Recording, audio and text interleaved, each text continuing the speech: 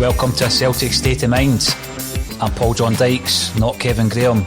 And I'm joined today by Russell Boyce because Kevin's not showing up, Russell. So I'm having to take the hot seat. Are you disappointed? It just feels strange, but you're a more than able deputy, I think, Paul. Do you know what I mean? I think you might make a career in this one day. Possibly. Possibly. But I'm concerned that he might be, I don't know, having discussions with a fellow podcast elsewhere. You never know. You never know. He's a man in demand. We know that. And, well, he is. Just to flip it, I think as well, I'm a wee bit concerned about heel feels when he realises he's watching us two on the screen. That's when it'll really hit hard for him. It might be one of the things like, the relationship thing on Facebook when somebody pops up with somebody new. He might be getting these emotions. Now, at about 1 o'clock, we're also going to really stick the boot into Kev because, Kev's a poet, but we've got another poet coming on at 1. So we will introduce John Traynor to the show at about 1 o'clock. Kev, you've forgotten about it already, mate. But there is loads to talk about in Kevin's absence around the world of Celtic. I was just saying before you came on there, interestingly enough, Sky Sports News ran with Roy Keane and Nicky Butt this morning. Now, we all know, Russell, that you're on the Roy Keane bus. And I think what's happened, actually, they dialed in Simon Donnelly, who's a friend of the podcast, good guy Simon, and he said he was excited with any potential appointment of Roy Keane and Nicky Butt. Obviously, that was tweeted out from myself last week and it caused a bit of a stooshy, but one person who got on the Keane bus straight away was yourself, and I just want to ask you the question, Russell, why Keano? I think what really was important for me was to try and bring some sort of balance to an extraordinary amount of negativity towards someone that is a footballing legend. Now, I was asked a question about Roy Keane on here a couple of weeks back, and I says, not for me, not in this day and age. However, that's not how it was pitched. It was pitched as a director of football and a sort of Nicky Butt leaving first team duties at Manchester United to be obviously what you would expect head coach sort of thing, with Roy Keane as the sort of the figurehead, if you like. Now that to me is completely different from hiring Roy Keane just to take over all football matters in a Brendan Rodgers sort of style role, because that would be, I totally accept that wouldn't work. What frustrates me is that when it was Fergal Harkins and Enzo Maresca that was getting discussed, everyone's extremely excited by that. A man with no managerial record, and yet you've got Roy Keane, pretty sure he's won a league title as a manager. I know everyone wants to talk about 10 years ago and his win rate. He won a league title. Big difference. His standard in the game is night and day. And he'll also still be with that same guy, Fergal Harkins, who seems to have been, I don't know if it's just me, but I mean, if Fergal Harkins is willing to work with Roy Keane, if that was the narrative, is he suddenly a Diddy now as well? And what was so inspiring about? And I think what I really found frustrating was I formed an argument for Roy Keane, and I thought, it's good to have a positive spin on things as well, because it's too easy to be negative. It's too easy when we've just came out of season, really, rightfully so, calling out Neil Lennon. Let's not start if it was to be Roy Keane. And I think he's been the most believable of the rumours so far. I think he's been the hottest one so far as a potential reality. And I think I don't want it to get off on the same footing as what we've just left with the Neil Lennon stuff. So I'm going to try and get behind it and try and back what's happening. And I think when I looked at the arguments for Maresca as well, I think that's where I got really frustrated, because we were entering Louis Walsh territory a wee bit. And it was actually sounding a bit like Louis Walsh and the judges panel on X Factor. He's young, he's fresh, he's talented. And I'm like, that's just sound bites. I mean, you're telling me anything about this guy. So that's kind of where I'm at on it. Rant over already, Paul. That's me done, by the way, for the day. No, but what's concerning me, Russell, is the amount of Westlife references that are creeping into a Celtic State of Mind's bulletins. That's twice in a week that we've had a Westlife reference. He was Westlife's manager, wasn't he, Louis Walsh? No, I think you make a good point with the Maresca one, though, right? Because Enzo Maresca comes in with the continental vibe, right? And you think, oh yeah, but as you say, he's only managed at under 23 level. You know, he's had a very good sterling playing career. But I mean, if you want to, compare playing careers with Roy Keane, then you're going to have to do pretty well, and it doesn't go on your pedigree as a player. So he's highly rated. He's on under 23 coach at this moment in time. He may well progress. We know that Maresca has been an assistant boss elsewhere, but you're right, sometimes it's that perception, isn't it? Well, we all know Roy Keane is this abrasive character who is an excellent although divisive pundit, and we also know that he's had two managerial appointments in the past at Sunderland and Ipswich. He got Sunderland promoted to the Premier League down in England. He's then been an assistant manager to Paul Lambert, Martin O'Neill at the likes of Aston Villa, the Republic of Ireland and Nottingham Forest. But you name Enzo Maresca and all of a sudden, and it's something I think that we've fallen into a trap as a club in many ways when we're signing players. So I seen an interesting wee broadcast yesterday or the day before from the Hail 67 guys, Hamish and that, and they were talking about why don't we sign Scottish players anymore? And I found that quite an interesting one, because I think we've maybe spoken about it from time to time on ACSOM, because they're unfashionable, right? So you've got a wee guy playing for St Mirren, and I remember being at a St Mirren game and talking. I was introduced to Tommy Craig, who at that time was managing St Mirren, and talking to Tommy Craig, and he says, keep an eye on young John McGinn. Now I think he might have been 17 or something like that at this time, Russell, and this was at Celtic Park, 17 or 18. It was at Celtic Park, and he was the best player on the pitch. Now, Celtic won that day. I would need to check the wiki, but I think it was 1-0 Stefan Johansson header at the back post, I think, from memory. But wee McGinn was superb. So you're looking at that and you think, why didn't we go for him even then? Hibs have got a habit of going and getting players at that kind of stage. They've done it with Nisbet, haven't they? Yeah. Bringing in Nisbet from Dunfermline. He showed that he can take that step up to the pyramid. And I'm not saying we should go and buy Nisbet by any means, but we always seem to have that tendency not to go for the young kid in Scotland. I think we did back in the day.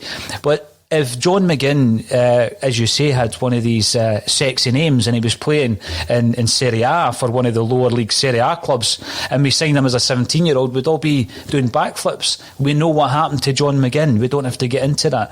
But you're watching Scotland this week and there's a few players in there, then you think, at a certain period of their development, we could have got them fairly cheap, but why didn't we? Is it because they're Scottish? And I know Roy Keane's not Scottish. What I mean is we've tended as a club to always go for the overseas players because they seem to have this perception that they must be better. And what are you left with? You're left with Patrick Klimala, £3.5 million striker who can't score goals and can rarely play games. So I get that part of the argument, I really do. And you know my thoughts on Keane. I'm not keen on Roy. So that would be my view. But I found it interesting today that Sky Sports ran me that story. It wasn't like breaking news. It was one of these the morning shows, and I forget the name of the presenter, but he's dialed in Simon Donnelly and asked Sid about it. And he's on the Boise bus. He's all up for Roy Keane. I also read, interestingly, one of the stories on one of the Celtic sites. They attributed a quote to me. I'm not sure I said it, to be honest with you. I think it might have been Kev, talking about the kind of breakdown in the boardroom and, dropping names deliberately to the likes of ACSOM and different sites or sources and all this stuff, just to show others in the boardroom that Roy Keane's not going to be a popular decision. He's not going to shift season tickets. What's your thoughts on that? Because as I say, I'd need to listen back, but I can't remember specifically saying that. I think I might have agreed with Kev though. What's your thoughts on the tactical element of putting names out just to test the water? I think it's interesting because if that is the case that they are doing that, and it was a really fascinating point that Kev made when he said it, because again, it's just one of those angles that you don't instantly think of. Do you know what I mean? But I think if that is what Celtic's doing, that would show a real lack of conviction in whoever it is that they're going for, if they're having to gauge the moods first.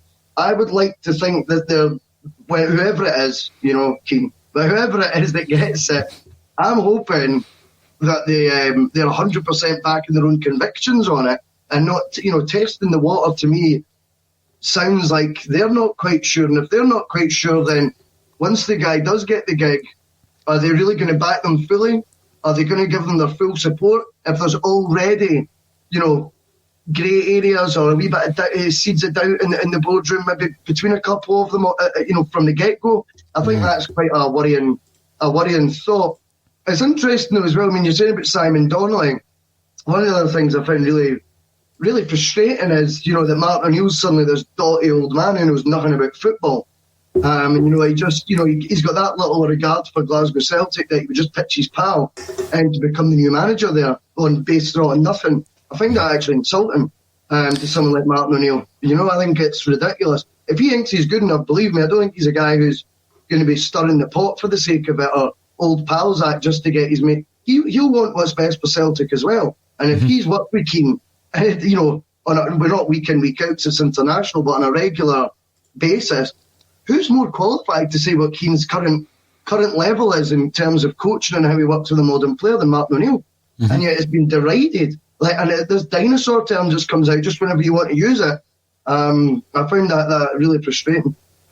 The big thing with O'Neill is, he's held in such high esteem by Celtic fans, and rightly so, because of what he did when he came in.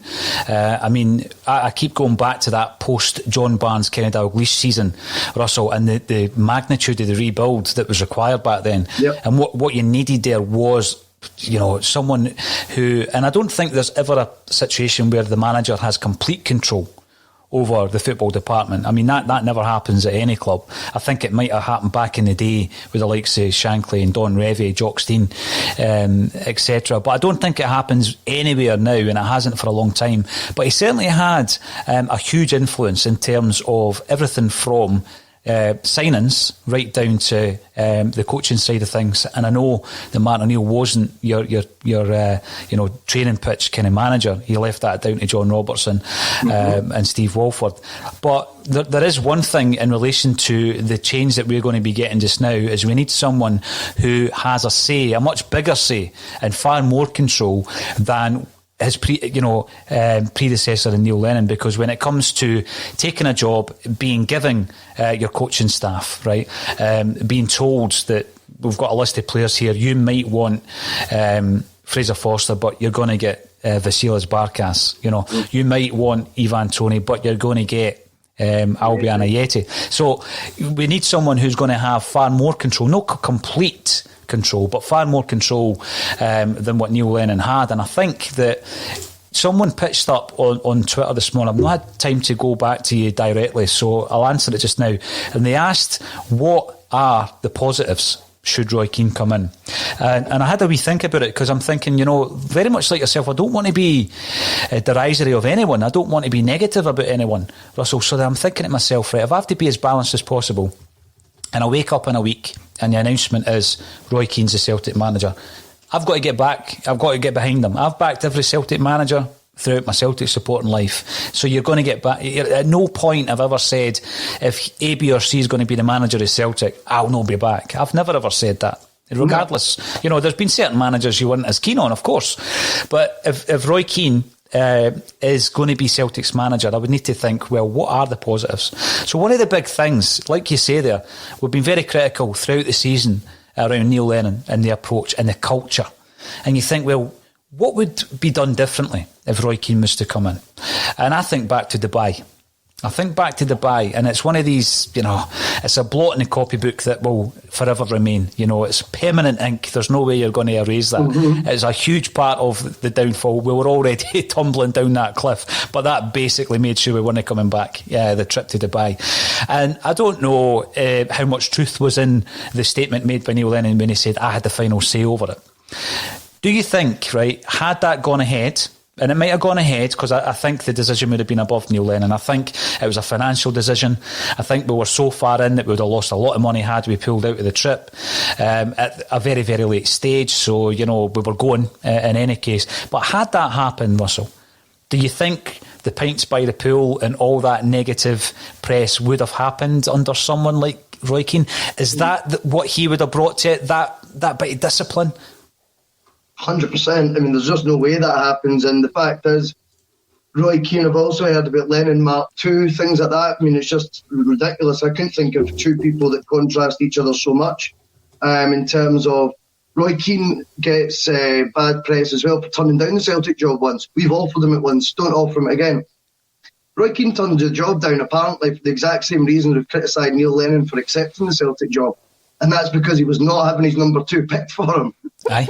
I mean, this is the strong mental side of it we were looking for from Lennon. We've all called out, and yet that's why he turned down the job and yet gets bad press for it. Spinning it, Paul. I'm telling you, I'm spinning it, mate. Yeah, you are spinning it. Yeah, I mean, I don't want a manager to come in and get told whether Ronnie Dyle is a brilliant coach or not. I want you to come in and go, no, it's going to be Nicky Bucks. That's where I want to be there. End of story, or wherever it may be, whether it's him or not.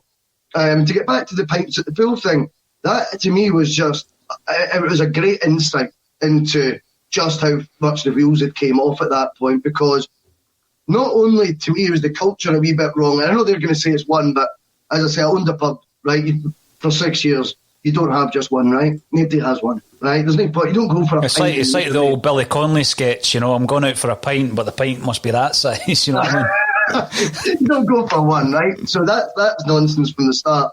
And secondly, I think as well was the lack of the unbelievable unawareness of how it would look, the unashamed approach of just lying down the sun lounge or drinking the pint and using the excuse of it's illegal to take photos without telling us. You're at Celtic. This is a big deal, mate. There's going to be photos taken of you, especially while the club's in this. What do you want to call it? I mean, mini to mid-crisis at that point in the league campaign. You were going to get a lot of attention, and I just think, firstly, the unprofessionalism of it's one thing, but secondly, just that unawareness on Lennon's part of every idea it was to be sitting doing that was baffling. And anyone thinking that Keane would be doing the same thing next January is kidding themselves on. Just not a chance. We'll be talking about Scott Brown throughout the broadcast today anyway, Russell, but do you think that was damaging on Bruni? Is that something, I mean, we remember the pictures of him indulging in a wee kebab after a few sherbets one night during the Ronnie Dyler period, but do you think, that image of Bruni, indulging in a pint or two with Lenny, is that something that, has that done him any favours when you think about the fact that we're looking at Scott Brown in an Aberdeen jersey next year, and I never thought we'd see the day. Never thought we'd see the day. I agree. I think it kind of encapsulates where Brown was under Rodgers, and it's just another wee little example of even someone like Scott Brown, who day to day when they're at Lennoxtown, all that is obviously the role model professional. I get that. You just can't picture him doing that under Rodgers. And I know before people say there was photos of them all having a drink in Dubai under Rodgers, I think it was a 10-day stay they had then in the middle of the January Christmas break. The January window when the football had shut for 3 weeks or whatever. Completely different. We were there for 4 days to get back to football. So there was a big difference with that. And I just wonder if maybe even Scott Brown's standards had slightly slipped under, the stewardship that they had, maybe unintentionally. With regards to him going to Aberdeen, I couldn't agree more. I think when we see him in the shot, even seeing him at the training ground with Aberdeen crest, on the training ground behind him, it just all felt really, really uneasy on the eye. And I think when you see him in the red strip, it'll hit home. But you wonder what his reasoning is for it. Perhaps the inner competitive spirit in him just tells him that he wants to. Now I can still play 38 games in the league, and they're going to give me that for 2 years. That's all I want to play. And if that's the case, as you see with so many ex-professionals, play as long as you can. They all say it, because it's the best years of your life. So from that point of view, it may well have been that it's easy to give Celtic criticism for not doing enough to keep Brown, but maybe Celtic have got to be realistic and say, we're going in a new way. You're only going to be playing 15, 20 games. We would love to keep you, but if you're only playing 15 to 20 matches, your wages are going to need to drop substantially. And what are you after? And if he says, if my wages are going to drop, I want to be playing every week, that would be my sort of compromise. And Aberdeen are going to throw in some coaching there with the first team as well. It may well be that it's Brown that's driven this decision from that sporting side of it. You know, when I seen the announcement, there was a few rumours kicking around, and then the Stephen Glass connection. They were, teammates at Easter Road. And when I seen the connection, I instantly thought of Craig Gordon. I instantly thought of the situation Craig Gordon was in, this time last year. And we had Gary Locke in here a couple of weeks ago for a completely different show, and we're just chatting away, and he was talking about Craig Gordon. And Gary had asked Craig Gordon why he left Celtic, because by all accounts the deals were very similar, if not exactly the same, that were being offered by both clubs. And he basically said because Hearts wanted him. So he was getting offered a deal at Celtic, but it would have been, like you say, back up. You would have been kind of, at grass, you're winding your career down. No promise of the coaching side of things.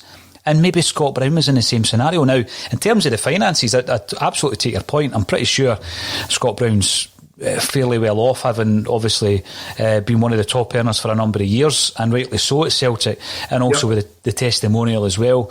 But I think his ambition would have been along the coaching side, and if he wasn't going to be given that as a promise or as part of his new role, then Aberdeen offer him it and he's gone. I just think back particularly to that time where the ball was booted against him after he was scythed down up at Pittodrie, and he gets up and he does that wee shuffle. I call it the Calzone shuffle. I'm not sure what it is.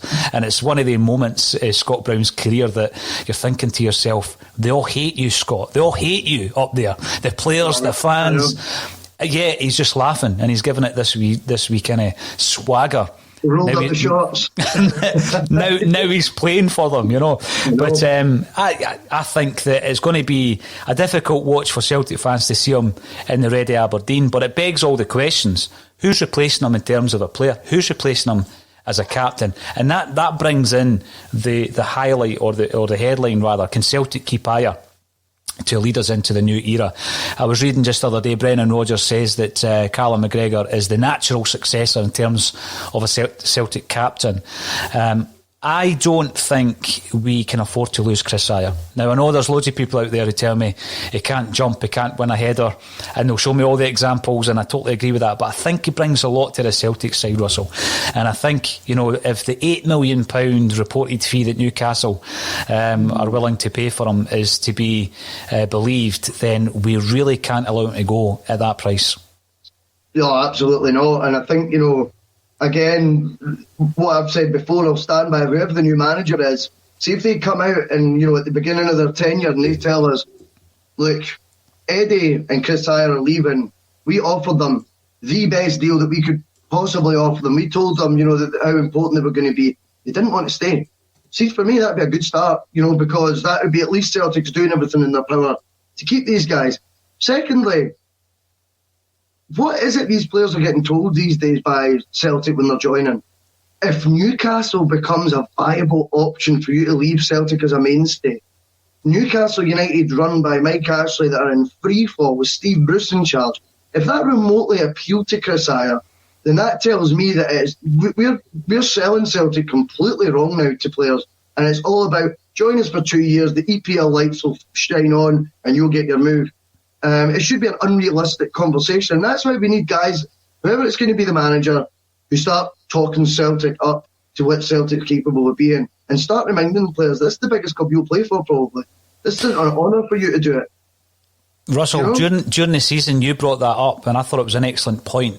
Where you were comparing Celtic and Rangers and you were comparing how they are sold to the respective signings and how when Celtic are being sold to these young players like Edouard and Dembele and even Chris Ayer, I guess, when he was younger, it's being sold in such a respect that we'll get you to where you want to be. Mm-hmm. Whereas I felt, having heard you saying this during the season, that you were right. You were saying that Rangers' policy was, this is where you want to be. And you do get a completely different take on it. So when you've got half a dozen, 7, 8 players even, who are at a club like Celtic, who are just basically using us as a stepping stone, and we're using them as well, because we're using them to make money, right? So, we've got a relationship with these guys that we're both of the understanding that we're both using each other.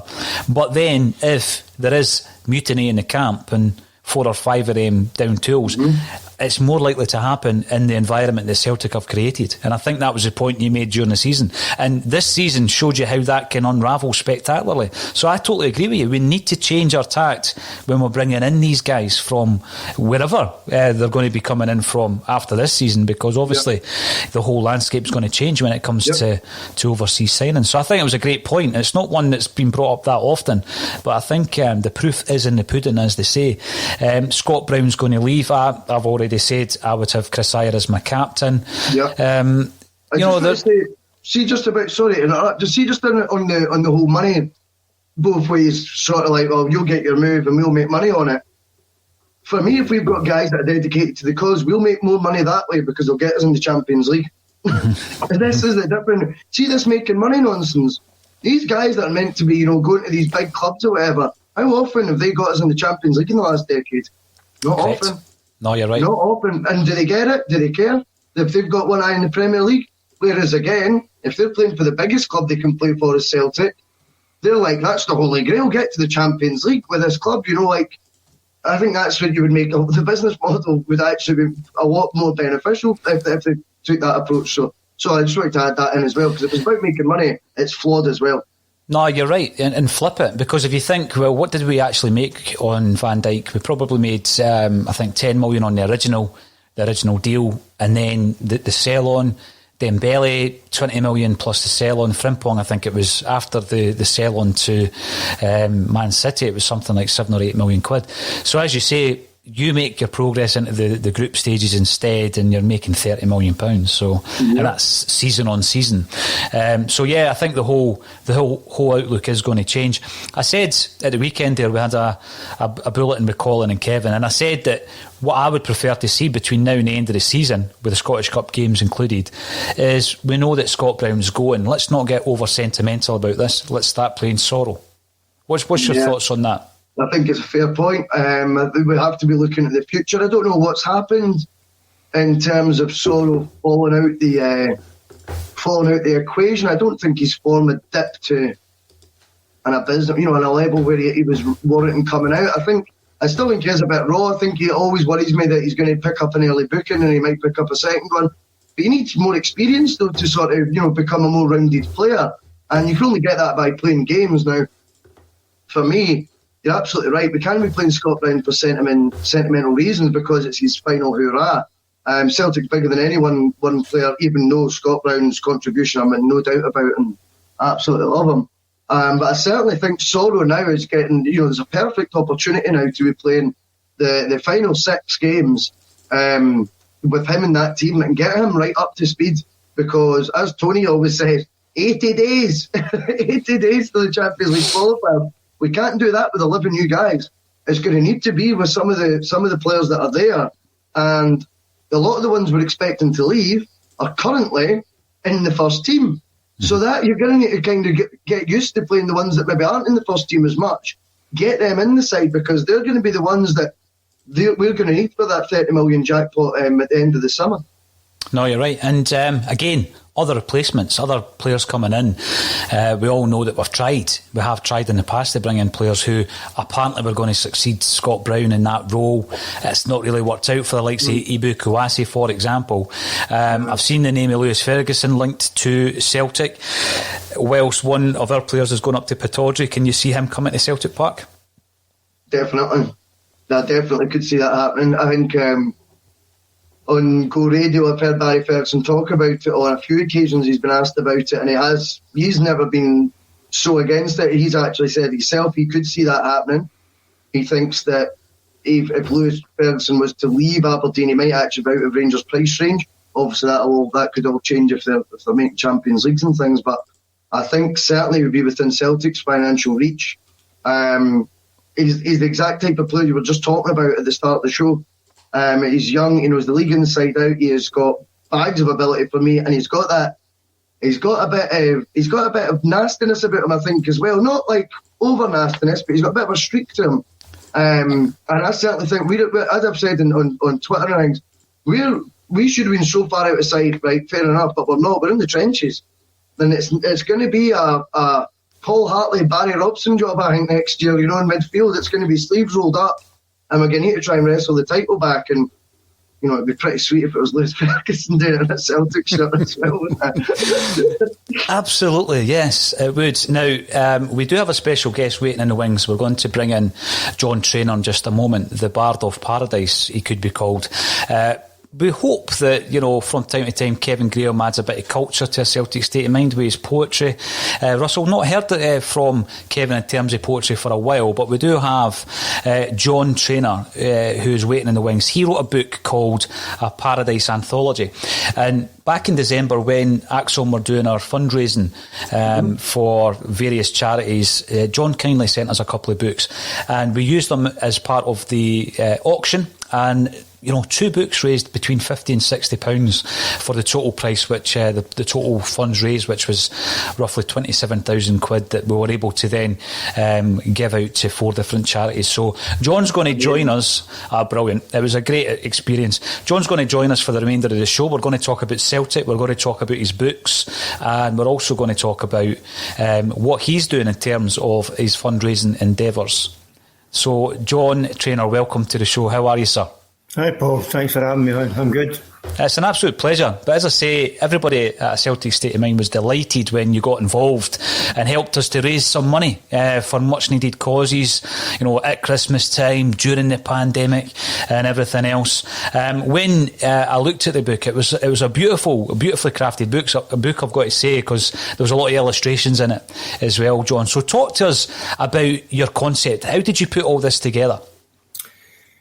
Well, to be honest, Paul, it's been kind of 30, 40 years in the making, although it only came together in the past year or so. It began writing the poems just as a bit of fun, really, a pastime, something I enjoyed doing. And they accumulated, but they were lying about in bits of paper here, writing pads there, computer files all over the place. And I'm not exactly a computer whiz kid, and it took me ages eventually to start pulling them together. It was my son Paul that prompted me to do it. He said when the lockdown came in about a year or so ago, something to do, why don't you finally get that together?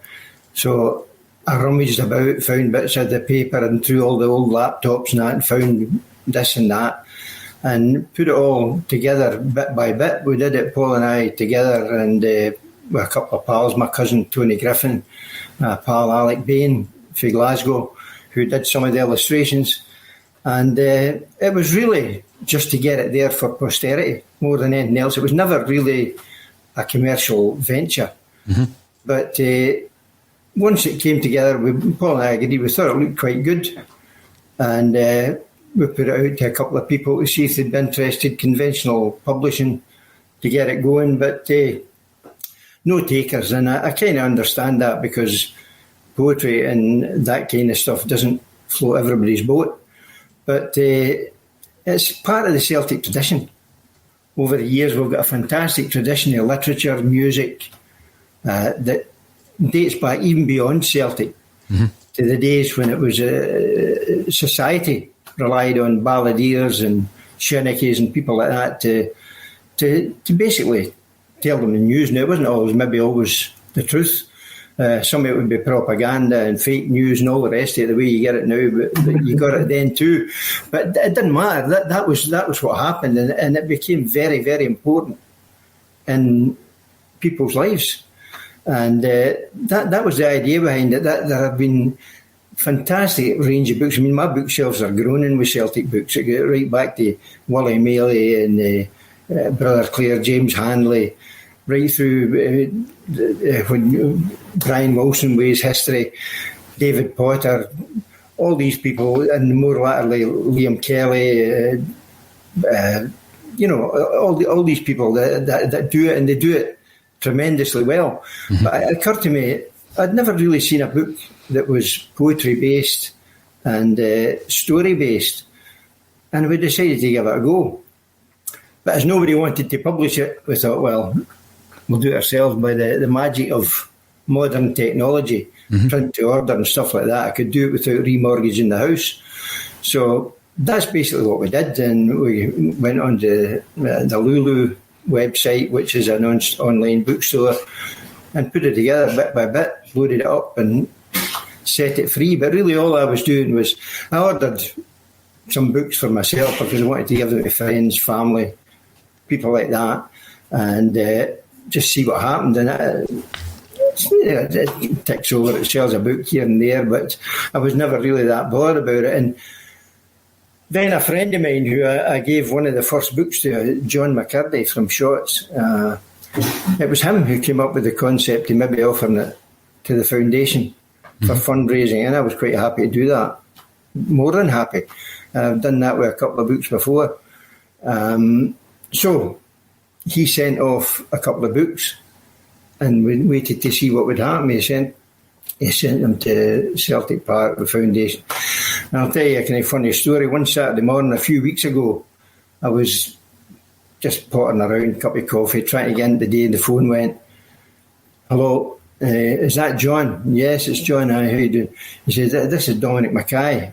And I thought, I don't know Dominic McKay. The penny dropped. I said, "Dominic, hi, how you doing, Dominic?" You know. And he said, "Aye, great, we've got this book. John McKay sent me a book and looks great." So I just wanted to say thanks for sending just a wee brief polite conversation, which I thought spoke volumes for the man. You know, he took the trouble to do that. And that was it. Bye, see you. And a few days later, Tony Hamilton from the foundation phoned as well. And I know Tony of old, not well, but our paths have crossed through things I've done over the years. And he said he would like to do something and he'd pass it on to his people, and it just rolled for there. So it was launched on Friday, and the proceeds will go to the foundation, whatever they may be, whether it's 20 quid or 20,000 quid, it will go to the foundation. And I'm delighted to do that. So that's brilliant. That's basically the background to it. But you could have knocked me down with a feather when I realised it was Dominic McKay on the phone, you know. I think that says a lot. How positive that is. You know, when we've been talking all season, Russell, about the lack of engagement by the club, when the incoming CEO phones you at home, John, I think that's tremendous. And you know, and I think it bodes well for the future. I really do. I think that bodes well for the future, because there's a lot of Celtic fans seem a wee bit kind of disenchanted at the moment with the club.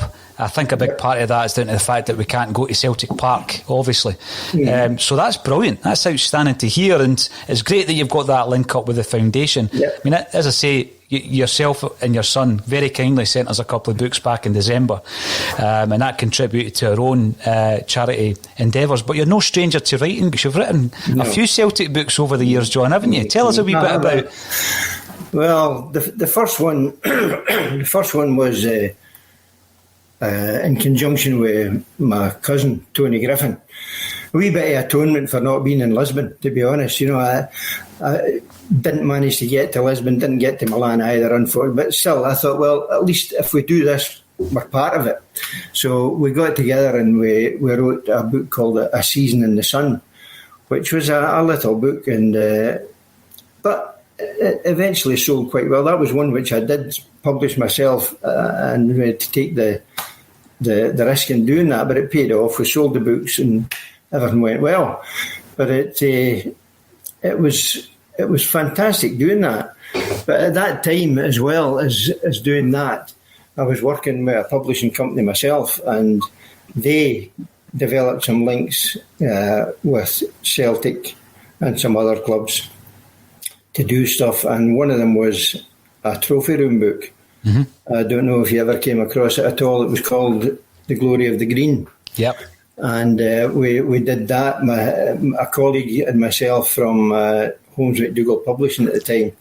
And we had a great day. We had a fantastic day. You wouldn't believe it. This is how naive everyone was in those days too at Celtic Park. We drove up the early hours of the morning, me, my mate, a photographer called Michael Siebert, a German guy, and basically chapped the door, and a security man came out, and we told him who we were, and he said, "Oh, that's fine, yeah, come in." Took us in, led us to the trophy room, all the different venues, and then he went away. He just disappeared, gave us the keys to the cabinet, and disappeared. And we were sitting there, pulling out the Coronation Cup, setting up, taking a photo, and then I thought, I'm going to get some photos of myself here. So I sat down, the Coronation Cup here, It's the St Mungo Cup there, something between my feet, getting photos taken, and I thought, this is unbelievable. How that could never happen now. We could have wheeled a lorry up to the back door and just put stuff in. I'm sitting there with Charlie Tully's ring on my finger, getting my photo taken, and that. I thought I could walk out with this ring on my finger. Who's going to know anyway? Obviously I didn't. But it was a tremendous experience to do that, and the book was well received. It's quite it was quite something to do. But a funny story about that, while we were doing it, we're walking around looking at all the cabinets, saying we'll put that in, we'll put this in, and this guy comes walking around the corner, Terry Cassidy. What are you doing here? And we explained to him, he didn't seem to know. It was Jack McGinn that had arranged it. And he said, I didn't know anything about this. I said, well, I'm very sorry, Mr. Cassidy, but it's all above board. We're legit, we're doing it. Just speak to Mr. McGinn. I will. And he said, what are you doing there? What is it you're doing right now? I said, we're deciding what to put in the book. He said, yeah, I hope you're going to put everything in. I said, well, come on, we can't put everything in. There's thousands of things, ashtrays and this and that. We're picking the best stuff. But he wasn't very happy about it at all. The fact that he didn't know, but he just turned and walked away and left us to go on with it. But he was very gruff. It was a totally different experience for the Dominic McKay one, Absolutely. Totally different. But anyway, it went well, and one led to another. And I did a wee condensed history of Celtic, not in the same vein as the real proper histories. It's just a potted history. Did that, and an All-Stars book, and I got involved 2 or 3 years ago with doing In the Heat of Lisbon. I don't know if you saw that when it came out, and it turned out it was a 2-part book. The first part of it was Tony and my old book, A Season in the Sun. Yeah. And then a guy, Mike Marr from Australia, wrote the second part about the fans going to Lisbon, and it was lumped together. It became In the Heat of Lisbon, and again did reasonably well. So yeah. I've had a potted history with it, but I've enjoyed it, thoroughly enjoyed it. Labour of love, really, Absolutely brilliant, and it did pretty well. Around about the 50th anniversary of Lisbon. That's correct. Exactly, that's what it was for. It was for the 50th anniversary of Lisbon. Yeah, I remember it, John. But there was some great... The wee book originally, The Season in the Sun, that became a table piece on the 25th anniversary of Lisbon Lions dinner in Glasgow. Right. I took a table at that dinner, and various other people. Wally Hockey arranged it, and it was through Wally. Wally, I went and saw him, and he bought something like 600 books, so that everybody at the do got one on their table. So that was a wee bit of a thrill too, and sitting there, and the Lions were just on the right-hand side on the stage. It was great fun. It was a great night, brilliant night. Now, we've spoken about the Lisbon Lions, as you say, John. We're now at a very much a kind of turning point now, at a crossroads with Celtic. How do you see it going? I mean, what you've told us already today has been very positive about Dominic McKay. Yes. A big rebuild this summer, John. I mean, do you think Celtic can wrestle that title back from Rangers immediately? It's going to be a big task to do it, but I'd like to think we can do it. It's going to be all about how, as you say, the word is positivity. That's what we need. We need to get... sorry, I forget your colleague's name. Russell was talking about getting some steel into the midfield, and I think that's with Bruni being away, we're definitely going to need that. But if the recruitment's right, and we get the right man in the chair, and at this point in time we've not got a clue who it's going to be, I don't see why we shouldn't. But having said that, it won't be easy. It won't be easy because this season that's still going on, I was going to say just past, it's still on. It's been the most disappointing season in my life supporting Celtic, It really has, and I've seen some ups and downs. But the expectations were so high. It wasn't a presumption that we were going to do it, but we were confident that we were going to put up a real good show, and it just came to nothing. It just died on its feet away back in November, and it never picked up for there. And you kept thinking, if we do this, if we do that, but nothing. It'll turn to sand, and whoever comes in now is going to have a big job to do it. But I think if the attitude is the same as Dominic McKay showed in phoning me at home on a Saturday morning, there's a chance we could do it.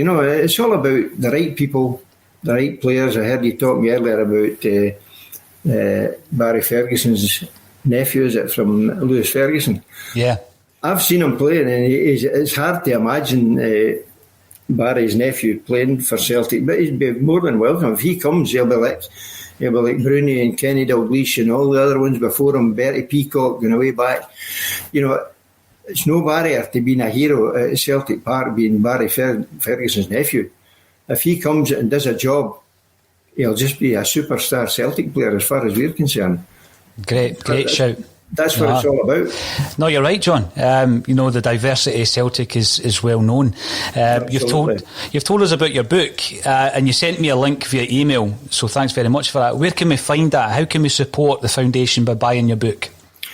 Well, by going to that link, it'll take you straight to the page. Mm-hmm. Where it's on, and it's a simple matter. Just load it in the cart, away you go, buy it. You should get it within 7 to 10 days. And that's it. The profit from it just goes directly to the foundation. So I don't know how you could let people know the link or how that can be done, but I could send the link again to anywhere that you want me to send it. It's a direct link straight to the page. You don't need to go on and footer about and put titles in and things. That link I sent to you goes straight to the book. Great. And, I'll share that, John. I'll share that on all our social media pages and underneath this video as well. Fantastic. And it's been an absolute pleasure. Hopefully you can come back on the show again. We'll definitely do it again, John. It's been great chatting to you, and thanks for sharing that wee story about Dominic McKay. Gives us a wee bit more positivity moving into this pre-season, John. Yeah. Well, I thought that would be something that you would appreciate. I certainly appreciate it. It made my tea taste a wee bit better that morning. You take care of yourself, John. Thanks for joining us. Thank you, sir. Thanks again. Thank you. Bye now. Bye-bye. Russell, that was tremendous to hear how already, Dominic McKay is getting in touch with Celtic fans in his spare time. Yeah, it was great to hear. I think Kev was talking obviously the other week about Celtic getting back to their roots and all that. Do you know what I mean? And obviously when it's something that's, I don't know what the influence has been, that it's all suddenly became a couple of days later the foundation, then we're going to get all the profits from it and that as well. You wonder if it is, a sign of Celtic trying to connect more with the fan base again, which is what we've always wanted, isn't it? I mean, we've been banging that drum a lot this season. So definitely a positive sign that, right from the horse's mouth as well, Dominic McKay, being the dive, not on behalf of, but actually being Dominic McKay. And bear in mind, he's not even started his job yet, apparently. Well, that was a big thing, wasn't it? The SRU came out and said that, he won't be leaving until such time, etc. And then Dermot Desmond comes out and says, well, Dominic McKay's part of the process of us finding a director of football, etc. So that was tremendous to hear that from John. He hadn't mentioned that in his email, so that's brilliant, John. Thanks for sharing that story with us. And we will share the link underneath this video once we're finished the bulletin as well for his book, and all across the social media channels. A few other things to talk about though, Russell. I'm keeping an eye on the comments. I appreciate we haven't had any of the comments up just yet, but I will bring them up. International football is upon us. It's not everybody's bag. I think sometimes, when you've not been in a major tournament finals for 23 years, you can lose a wee bit of interest. So I think it's understandable. But I watched the game last night. We had the pre-match, the half-time and the post-match last night on the channel, and to be honest with you, I thought the Scotland side was a wee bit uninspiring, Russell. And what I took from that is, for me, I think Stevie Clarke's the right man for the Scotland job, but he's not the right man for the Celtic job. What's your thoughts on that? Yeah, I think that is probably the truth. I think that I don't rule him out becoming the next Celtic manager though still. I don't know why, but I wouldn't completely rule it out happening. But the only thing I would say in his defence, I like the fact that at half time he identified that things weren't going right and made the necessary changes. A certain Jack Henry was hooked, and he changed the formation as well. So I thought, these are the sort of big calls, I suppose, that you really need your managers to be making. If it's not going right, why is there always that token 15 minutes after half-time? Annoys me. Why do we wait to 60 minutes? Just get on with it. If it needs to be changed at half time, just get it done. But I thought that first half in particular was it was chronic, wasn't it? And I mean, I think, like you say, when you're trying to force your interest levels a wee bit, I think at times international football and displays like that first half don't help. No, I mean, again, international football, and I've been criticised on ACSOM through the comments saying that you should support Scotland, etc. I don't think that it's a surprise that a lot of people lost touch with international football because of, the fact that Scotland were dreadful for a long, long time. We were not qualifying for the finals of tournaments. I mean, time and time again, you're looking at the finals. Who are you supporting? Do you support Wales when they went on a run? I always support Republic of Ireland when they get to the finals as well. So let's talk about the Republic. And, I did mention the fact that they're going through a sticky patch. But interestingly enough, Russell, in the under-21s the other night, Luke O'Connell, Jonathan Afolabi and Leo Connor, who captained the side, all started for the Republic of Ireland under-21s. And it does beg the question about some of the youth players that we've got at our disposal and whether or not they're being utilised properly. I mean, Leo Connor, he's a fullback. There's a dearth of fullbacks at the moment at Celtic Park. Are we going to pull some of these young guys back in, reassess them, see if they can do a turn for Celtic? You'd like to think so. I wonder as well, with obviously the pre-contract, I think is Liam Shaw that's been signed from Sheffield Wednesday, I think that's his name, as well. And you think of the Luke O'Connell one, he was actually, I think it was 17 appearances he'd made for Bolton.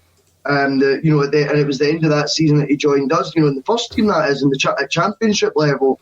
And you start thinking, was that maybe with obviously the Brexit stuff, there has been a bit of foresight there, and we are trying to bring in the sort of best of British, if you like, or the best of British we can attract, in fairness, because we're going to need more of a nucleus of that, of people of British and Irish descent in the side. I would like to think that the guys that have been identified all get identified on the basis that they have a chance. Mm-hmm.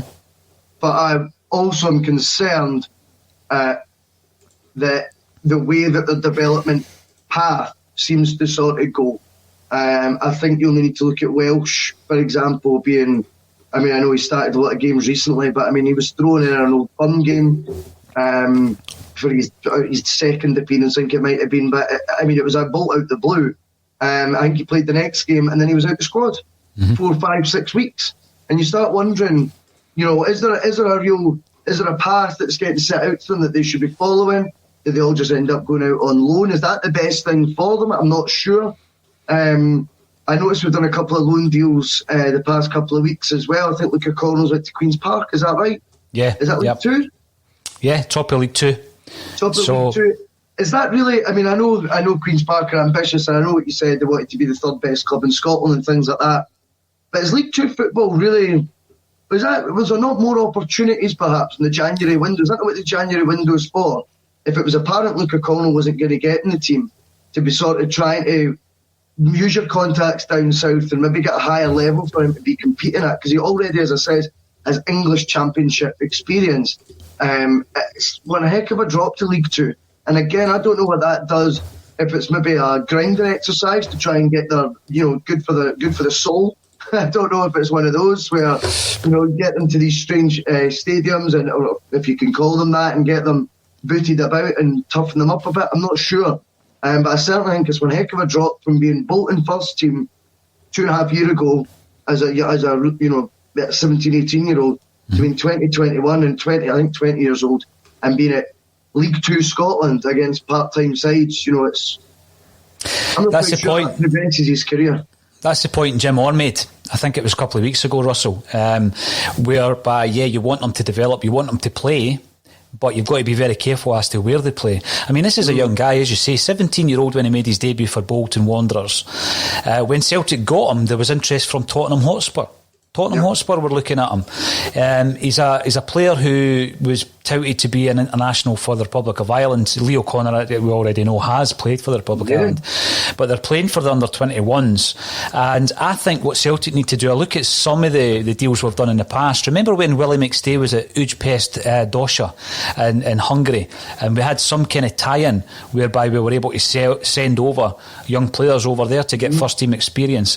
And there's maybe been some unofficial kind of tie-ins over the years, but I just think you need to have these partnerships with clubs whereby, you know, it might well be that the partnership develops because one of your ex-managers or players is at that club. So I always thought when Ronnie Deila went back to Norway, it would have been good to have a tie-in with Ronnie and, you know, every season send over 3 young guys who aren't going to be playing yet for the Celtic first team, but they need to get first team football, and obviously it would need to be agreed upon and it would need to benefit the team that they're going to.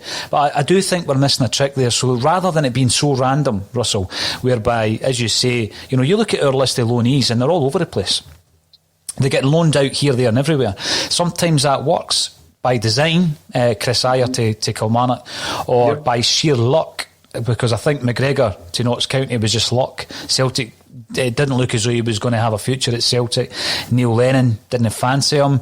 You know, Lennon famously never played Callum McGregor until Lennon's second tenure at Celtic Park. He never played him in a single game.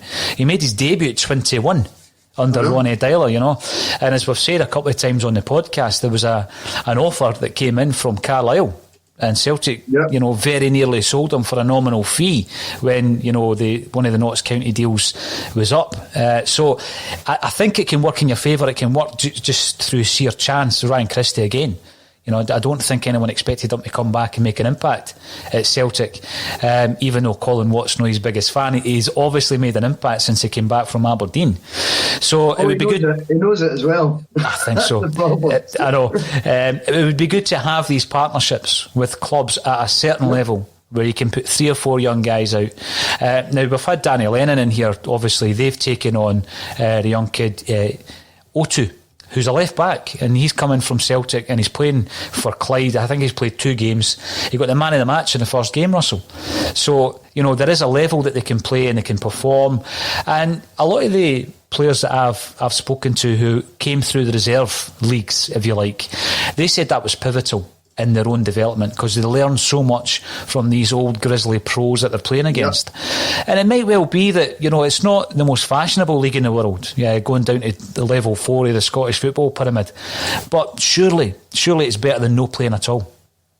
No, I take that point, I really do, but I think, as I say, it seemed to me like, you know, the January window should really have been when, if we think it's going to be beneficial for him to be playing football, why does it need to be a case of, well, it's better than nothing, it's better than him not playing? I think the question has to be getting addressed earlier. Whereas, look at Collins went to Queen's Park at the beginning of March, end of February. I mean, it's, you know, it seems so late on in the season as well that, was he on the cusp of the first team? It didn't seem that way either.